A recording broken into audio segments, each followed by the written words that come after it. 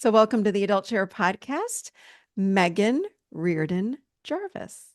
Oh, I am so happy to be here. I'm so happy to have you here as well.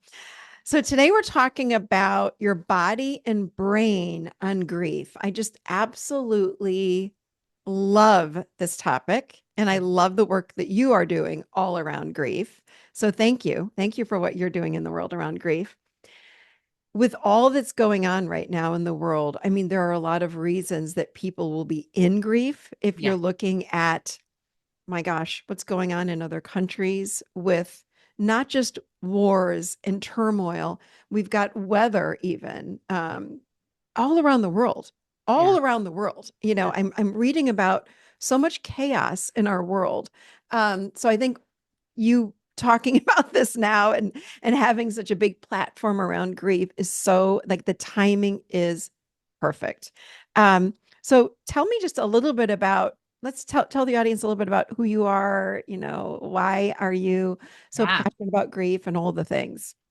Well, thank you. Thank you for having me. I'm excited to talk to your audience. They are the sweet spot of folks that I feel like, oh, these are people who are searching to know Mhm. more about how to live authentically in their lives. And I feel like grief is an undercurrent conversation that exists in all the experiences that we have where there is some sense of loss. Right. So Yep. when we experience loss, grief is the energetic response that's created in our body on account of that loss. Often we focus a lot on, oh, this is what I lost. I lost my marriage. I lost my job. I lost my Mhm. health. I lost my mom.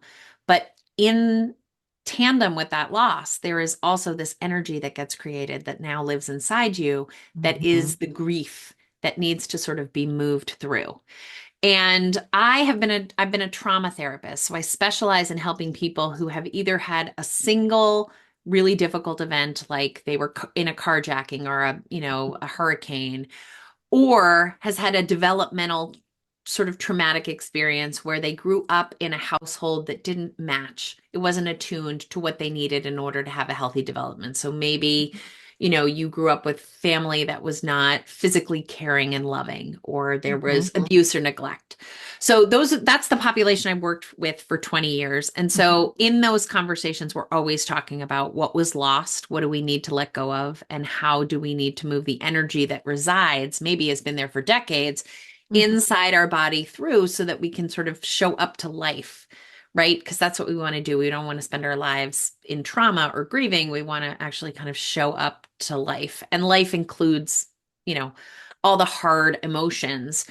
Really, where my career took a significant pivot is that in 2017, my dad died of small cell cancer, which was something that we knew was happening. He was Mhm. diagnosed with cancer, and about a year later, he died, which is what the doctors predicted. And my experience with that is what I call kind of like a typical grief experience, meaning it was very hard. I feel like I participated in his death because we knew it was happening. We had hard conversations. I went to visit him a lot. Um, but it didn't knock me off my horse. I was still kind of like on the path of life that I had chosen. And I needed to do some grief work. I did some reading. I worked with a colleague. But mostly, within kind of a few months, I was sleeping and able to, talk without crying. In 2019, my mom died suddenly while I was on vacation with her, and that was the absolute opposite experience. That was like the world Wow. actually cracked open and I could see the molten hot lava center. And so I treat people with trauma, the energy that's sort of stuck inside the system. And then I Mhm. became a person who had trauma. And, trauma is a bad event, but it doesn't mean you're traumatized. We know Mhm. that you're traumatized when your life is sort of less than on account of what happened. And after my mom died, I wasn't able to sleep or eat. I went sort of like 20 days without doing either of those things. And because I'm a trauma therapist and I work with really complicated cases, I had this sort of meta understanding of, oh, this is not going well. This is Mhm. not going to resolve on its own. There is, like my dad's, grief that resolves on its own. Mhm. So I ended up checking myself into the same inpatient facility where I send my clients. I was there for just under a month. I did Mhm. all of the treatments that I do with my patients, and, Mhm. my central nervous system that was otherwise kind of ringing like a gong started to settle. And when I got out of treatment, I mostly had this like white hot fury of how much we lie. And I Mm-hmm. say lie because we actually know better. And I think the field of trauma knows better. I think many therapists know better, but we do not tell the truth about how impactful the physicality of grief is on your everyday life. And we don't teach anybody any skills Mm-mm. about what they need to be doing in order to help stabilize themselves. So grief is a totally normal developmental experience. We'll all go through it. When I'm Mm-hmm. looking at the rest of the world, I don't know what lap anybody's on. You might be in your grieving lap, maybe not. But I really feel strongly the soapbox I carry around now is it is just time to tell everyone. And I work at big corporations, I work in church basements and everywhere in between to teach people, hey, these are the things that are typical.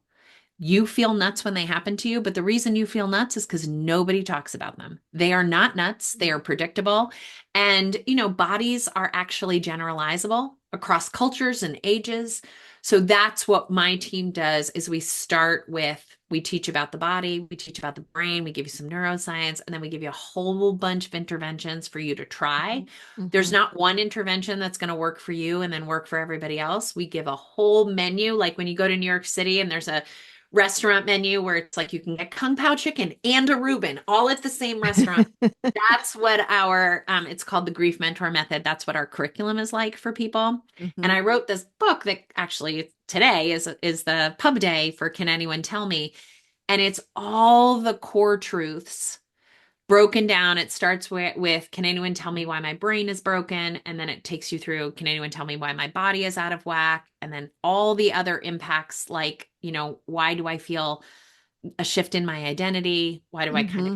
Why do I hate everybody? Like, why are my relationships shifting? Right. And the last chapter of the book is what do I do if I'm really in trouble? Mm-hmm. What if this isn't grief like the kind I had with my dad, which sort of resolves on its own over months? I still grieve my dad, but Mm-hmm. it doesn't knock me off my horse in the way. When I was knocked off the path with my horse, with my mom's death, and I've never really gotten back on that path. Mm.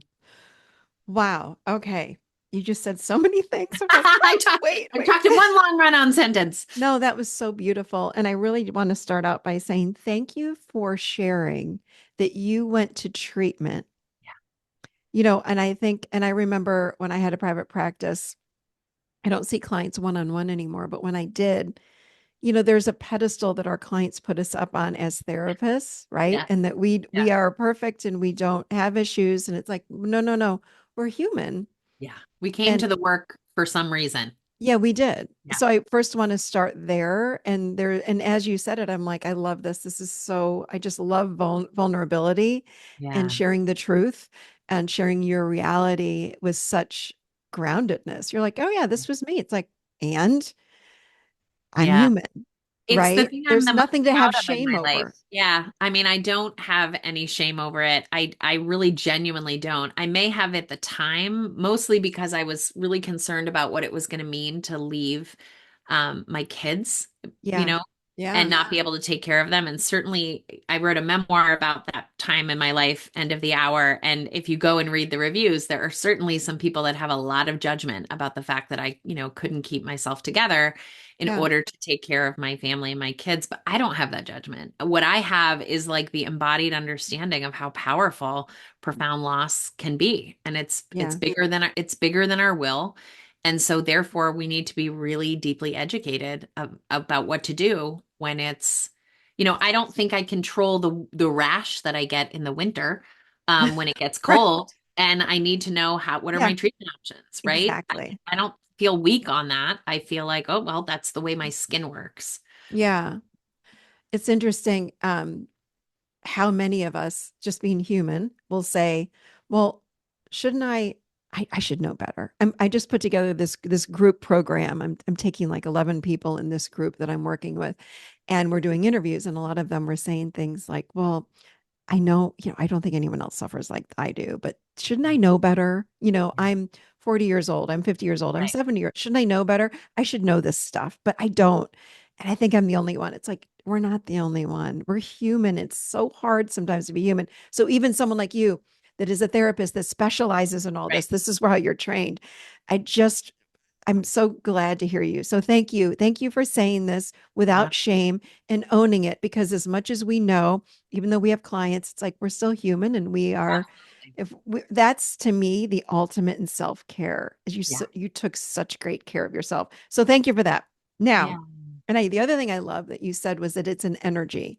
I Yeah. talk a lot about this when we talk about emotions and we talk about even the physical body. We're energetic beings. Right. So emotions are energy that are Absolutely. meant to move through. They're not meant to be stuck. And when they get stuck, they create physical Yeah. manifestations, they create illness, all of the things. So I love that you said that it's an energy. Grief is an energy that we need to move through the body. And we're very clumsy moving emotion through the body. We Correct. don't know how, we weren't trained. And it's not, we Right. shouldn't have shame about it, by the way. Who the heck trained us way back when? Thank God. I feel like parents in this day and age are somewhat becoming more familiar, because there are a lot of people out in the world like you, like me, like many of us that are out teaching people how to feel your emotions. Right. What do you do when you have grief? So, something I want you to talk about though is, how do you know if I'm listening? How the heck do I know that I'm even experiencing grief? What are some of the So good. symptoms? Because so many people are sitting here, they don't know what's wrong. And it's funny, I'm having a memory. The very first client I had 25 years ago, he was my first client. And he was talking to me about, oh my God, I can't believe I'm having this flashback. This is like divine intervention right here. He was talking about the depression that he was having. He's sitting with me. He goes, I just don't understand why. And I had this like intuitive download. He's grieving his grandmother, and Mm. he's not even linking it with that. Yeah. Correct. And Yes. and eventually it came out his grandmother that he was very close with had died 2 years ago. Yes. And eventually came out, and I said, so what did you do when your grandmother died? He goes, well, my parents, they don't, they, how people say I don't do emotions. My Yeah. parents didn't really do emotions. And I said, we need to do emotions right now. And it helped him so much Yeah. with his quote. And I put air quotes around the depression, because it wasn't, it was looking like depression, but honestly, it was stuck grief. And Yeah. once he was able to move that through, everything changed. Yeah. So talk about that just a little bit. Oh, I love that example. And what you just described really has made up the bulk of my experience as a clinician. People Mm, who would come in, they had seen every doctor and they still weren't sleeping, weren't eating, hmm super irritable, memory loss, confusion, and really feeling like they were crazy. And so I'd have two questions. When did this start? Like a year hmm ago. What else happened a year ago? Well, my dad died, but I don't think it's connected. Yes. Right? My dad hmm died, but I don't think that's it. And here's the thing, if we do not live in a culture where people are able to talk, and there are folks, right? Like how many hmm times did you get the clip of Andrew Garfield talking, on Sesame Street or with Stephen Colbert about his experience with his mom? I was sent that hundreds of times because people hmm are hungry to hear Yep. someone say the truth that matches their own experience, which is grief does not resolve in the 3 days that you are given to be off of work. It takes years. And when I say resolve, I don't mean it goes away. When we have profound loss, we live with grief our entire lives. Mhm. What I mean is you are able to integrate it into your experience. So it's not the only thing that you are doing all day long, right? And what we don't do is we do not teach grievers who are they just got this information. Their world has cracked open. They Mhm. don't have a child, they don't have a partner, they don't have a marriage, they don't have the Mhm. health that they expected. We give them nothing. We just say, I'm so sorry. I'm praying for you. Here's a lasagna. I mean, if you get a Yeah. lasagna, you Yeah. usually get a lasagna when you get divorced. Mhm. And then like, okay, maybe 1 or 2 days off work, 5 if you're lucky, maybe 30 if you work at Facebook, but otherwise, like just get back to normal as soon as possible, or you are failing. Yeah. Yes. Instead of we have failed culturally to Mhm. explain that this is a profound experience. And I said this to you off air, we're watching menopause. The whole Mhm. conversation shift around menopause. Menopause has always been menopause since women Yeah. have been women. Yep. It has always been as difficult as we said it was. Now we have these extraordinary doctors who, when they went through their own experience, Mhm. said, holy mother of God. Yep. Hang on a second. Yep. Women need to know these things. And I consider myself really well educated in menopause. And I learned the other day at a seminar that I was at that you can lose teeth. And I have lost teeth. I didn't know the two were connected. There is so much about grief and loss in terms of what your sense of self looks like, what your relationships look like, how you maybe need to shift your priorities after a profound loss. Mm-hmm. The Surgeon General just in 2023, he published a isolation report, a sense of loneliness. Talk to me about who are the people that feel the most isolated immediately. That is a griever. They are watching everyone else go drop their packages off at UPS and get on the Yeah. metro and go to work, and they have a bubble around them. Isolation means you are separate from everybody else, and that is what grief feels like for people. In Mm-hmm. that Surgeon General's report, he didn't say anything about grief. Nothing. He just said people really need to be connecting with other people, or it's really bad for your cardiovascular health, et cetera, et cetera. He Mm. did not help us understand who are the people that are suffering, who are the people who are isolating. And when you look at our most recent history, we were literally dropping like flies from a pandemic that we did not know how many people it was going to kill, whether or not we were safe. And we didn't even break stride. We just brought all of our, life, school, everything, church, and everything else onto a computer screen, and we kept going. We did not grieve. We did not pause. We did not emote. And so a lot of what I teach Mm-hmm. people is about, hey, here are the brain symptoms. Mm-hmm. Don't be afraid, right? Think about memory loss. That's one of the most common. People immediately can't remember whether it happened on a Tuesday or a Thursday. Think about a 75-year-old woman who's just lost her partner of 50 years. What's going to happen when she says, I can't remember if that happened on Tuesday or Thursday? She is going to be screened for memory care Yep. really quickly. And so now she lost her partner. There's a threat of her losing her home and her independence. But if we have people who are educated, what we would say is, let's give her a few months. This is Mm-hmm. probably just a grief reaction. It may stabilize on its own. This may not be a memory thing. Memory is one of those things. And if I'm an employer and my accountant just lost his wife, I might say, hey, listen, I've heard that like multi-stepped problems are hard for people who are grieving. Do you want to do something else? Do you want to have an intern Mm. help? Should we be double checking your numbers? I worked with a nurse who was fired. She got 2 days off after her mother died during COVID, and she ended up making a mistake because her brain could not hold all the information that it typically held because it was a grieving brain that doesn't work in the same way. And we dig into the neuroscience. We teach the whole thing about how the amygdala enlarges and the limbic system sends the signals and they don't get to the right mailboxes. And Mm. we do a lot of core education so people are able to go into their workspaces and talk to their brother or their sister or their judgy Aunt Joan and say, you don't know what you're talking about. What's happening to my body is typical grief response. And when people look at you and say, you really need to be sleeping, right? I mean, gosh, you should figure out a way to sleep. Being able to respond and say, here are all the things that I'm doing so that I can regulate my central nervous system, but also not sleeping is a totally common symptom of grief. And if Mm. it lasts longer than I'm comfortable with, I'll go find somebody who can help me do some stronger interventions with it. I didn't know that not sleeping was a symptom of grief. In my brain, I'm thinking, oh yeah, we're sleep. We want to sleep all the time. So what are like can you give us the Yeah. top 3 to 5 symptoms that we as humans might be experiencing if what are the grief symptoms? I'm Yeah. going to say it like So that. that's so great because you're right. It could be oversleeping or undersleeping. So Yeah. our brain has two different systems. It has a system that activates us, which is the sympathetic nervous system, and in that are our fight and flight instincts. Hmm. And then it has another system which cools us down. We call it the rest and digest system, which is the parasympathetic nervous system. Right. And all of that information is translated from the body to the brain on a nerve called the vagus nerve, and it's like a super highway. Hmm. So any one of those systems, your parasympathetic nervous system or your sympathetic nervous system or your vagus nerve could kind of have some problems. Mm-hmm. And so, what we have in grief is bad messaging through the brain on account of the amygdala enlarging and cutting off some of the electrical circuitry. So, Mm. some of the, if you think of a mailman who's like trying to deliver mail, he's trying to deliver the electrical currents to the mailboxes, the amygdala make the bridge wash out. And so he's kind of throwing the mail instead. He's like throwing it to the mailboxes and he's hoping it gets there, but it's not. So places like your hypothalamus, which regulates your body temperature.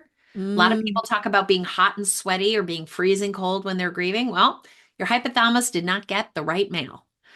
And so it's not sending the right signals back down into the body. The hippocampus is responsible for memory. That doesn't get the right. And so these are typical spots in the brain that don't get the currency. So what we see is people who are sleeping too much or not sleeping at all. Mm. And people look at that and they say, you're depressed. Understand that depression is a systemic storm that goes into the body that kind of comes out of nowhere, meaning it's not necessarily triggered by something. Grief has some depressive symptoms. It can, but if you were able to restore your loss, if I was able to bring my mother back from the dead, all my grief would go away. If I Right. was depressed, it wouldn't go away. Mm-hmm. So that's how we know we have to sort of treat it differently. So sleep is an issue, digestion is an issue. So people often can't eat or want to eat all the time. And again, it's kind of like going back to eighth grade biology, but we have 12 cranial nerves Mm-hmm. that send messages into the body, and we have 12 systems in the body. So things like your skin and your nails and hair are all one system. It's very common for grievers to come in and say, my hair is falling out. Mm. And what I say is, okay, well, then that's where we know the grief energy is going. It's going to your augmentary system. Mm. People will say, I have lower back pain. Okay, it's going to your muscular skeletal system. Mm. I haven't been able to eat. Okay, well, the grief is going into your digestive tract. Or we've been trying to get pregnant for 6 years and we can't get, okay, it's going into your reproductive tract. Wow. Right. Wow. And so, and all of that, or my chest tightens and I can't breathe, it's going into your respiratory tract. So we look at that, we look at where it is as your symptoms, and then we give you interventions like the menu in the Mm. restaurant in New York to try things to see if we can help you get back into what we call central nervous system regulation, which basically means your brain and your body are kind of like at a neutral, at a five. Mm-hmm. And Mm-hmm. we're not expecting with grief that you're going to be at a five all day long and that you get to a five and you stay at a five. What we like you to do, and this is sort of the word resilient, what we like you to be able to do is recover quickly. So when you go into the grocery store and you smell your husband's cologne, and then you have to cry over by the cantaloupes, and it's probably going to take over your whole day, what we want you to be able to do is sort of come back to your moment in your day, Mm-hmm. finish your grocery shopping. We don't expect that to happen right away. Many, many of us have lost a whole day because we got triggered by something and back to bed with us. Mm-hmm. Ooh, that was all so good. Thank you. Yeah. I love that. I want to ask you about what are some practices. I know you have some really powerful practices that people can do to help them bring themselves back into balance. Yeah.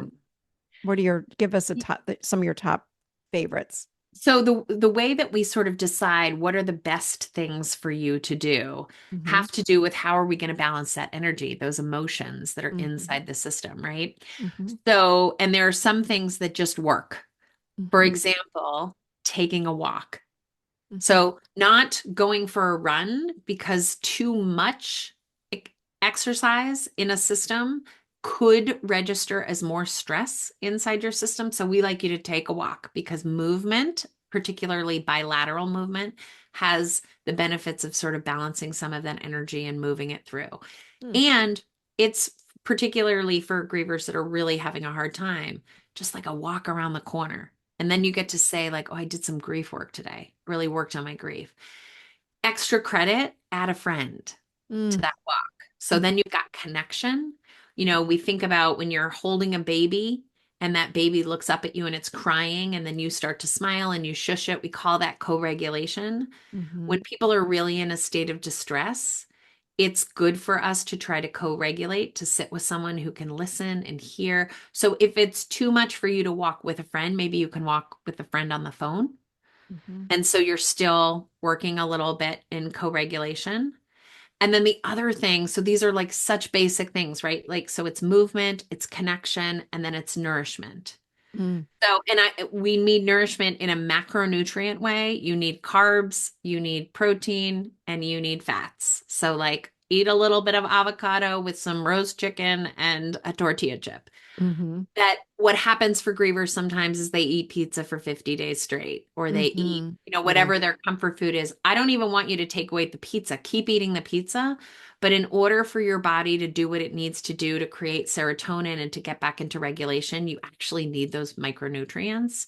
So again, it's like walking outside. If you can do that before noon in the sunlight, it helps the body get the signals that it needs to do things like rest and restore.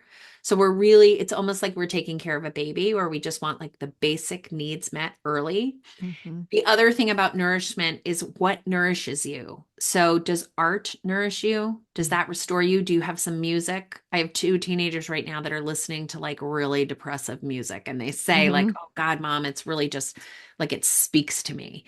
So, Mhm. something, being able to attach to something that's outside of you that has historically made you, for some people, that might be prayer, or it might be their religious community, or it might Mhm. be, going and watching soccer, watching a sport with somebody, but something that feels like, oh, this feeds me. Yeah. And there's no larger purpose than that other than it brings me some sense of balance and pleasure. That is Mm. where I always start. Those three things. Okay. They're simple and they're small. When you're ready to take on some other things, doing, cross boxing or jumping jacks can be good because it Mhm. moves both sides of the body, which also the yin and the yang, it'll balance. It'll Ooh, balance energy. all good, really. Your suggestions are so simple, Yes, I know. It's but almost so embarrassing. powerful Yeah, too. yeah. What do you say to somebody that feels guilty for Yeah. moving on, that gets stuck in that grief and they're so afraid that they're going to forget that person or that situation? I think about not just when you lose someone, right? To death. I'm thinking about we've lost a job. Our kid goes off to college and they move away.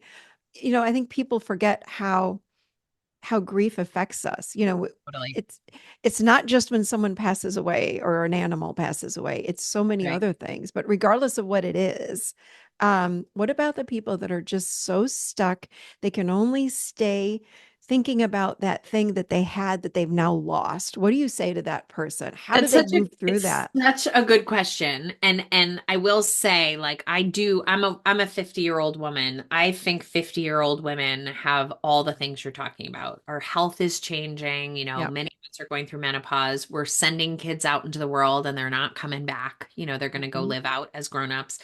Our jobs are often shifting. Sometimes our marriages are shifting, and we're often burying parents or Yeah, caretaking for it's true. parents.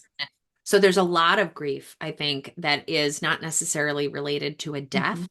Yeah. And your question about sort of like how do you manage the guilt around some of this stuff? What in IFS and internal family systems, which is Dick Schwartz's therapy model, we talk about parts of ourselves that show up to take care of us.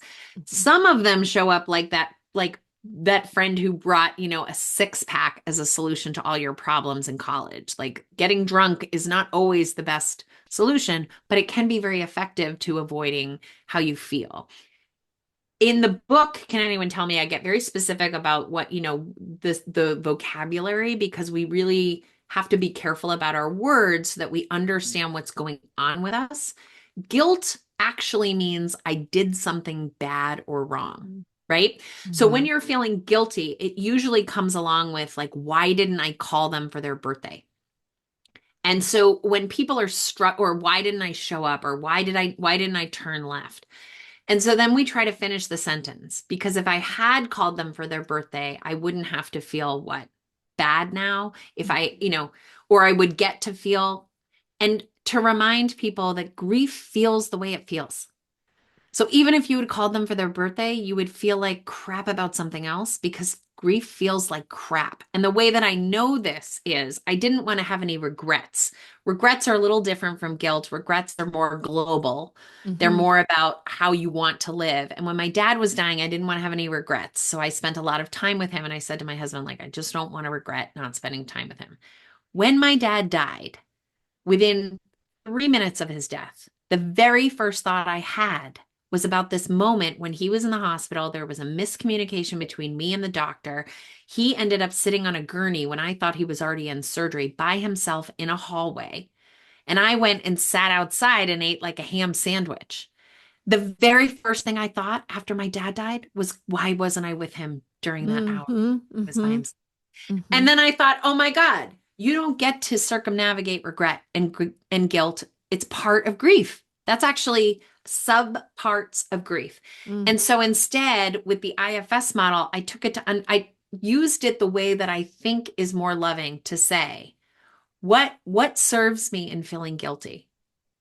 Feeling guilty make I get to sit here and feel like crap about myself, which is simple and easy. And I've been doing that, across my 50 years of life, as opposed to what I would have to do if the guilt wasn't there, which is I'd have to feel really bad about my dad dying.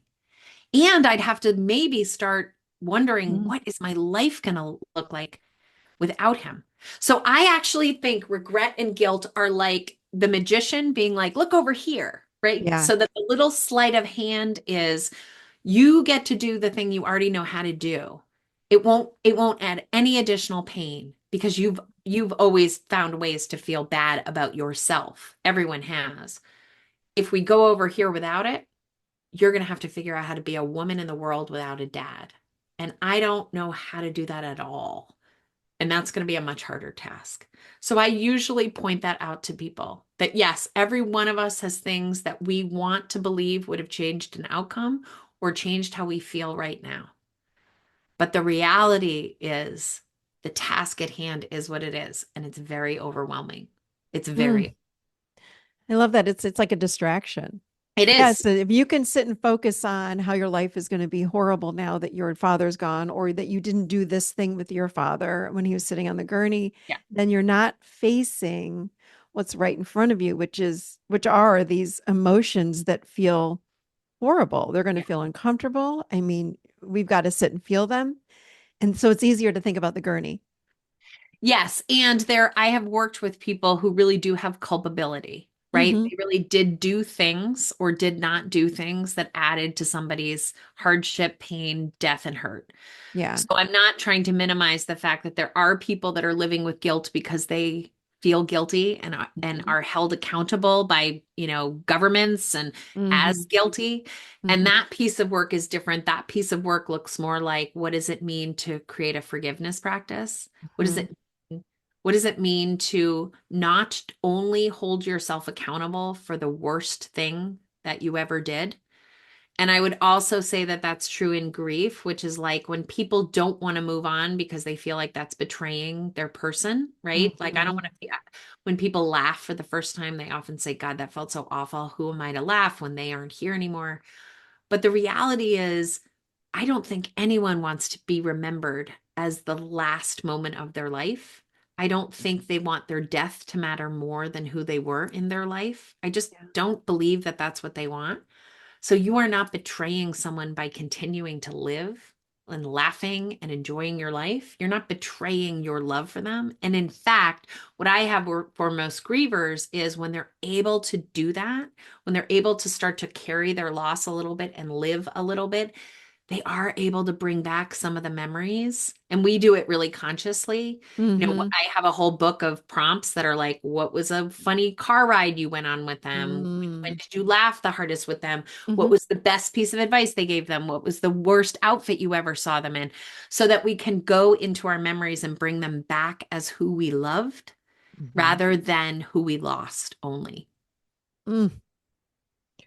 Ooh, this was right? so good. Yeah, really good stuff. I love that you're really focusing on the brain and the body because it's Yeah. so much more than just the emotion. Well, it is the emotions too, but gosh, This was really good, really important work you're putting into the world. Thank you. Thank you Oh, so much thank for today. you. Megan, where would people find you if they want to learn more about what you're doing? Yeah, come and find me on probably Instagram, and my Okay. website are the best. We have lots of classes. We teach clinicians. We have some that are for grievers. We have some that are for supporters. We have a Okay. whole bunch that are starting in January. So my website's my name, my Instagram's my name, and if you can't remember how to spell it, I also have a podcast which is called Grief is My Side Hustle. You can Google that, Okay. and that will take you to my website.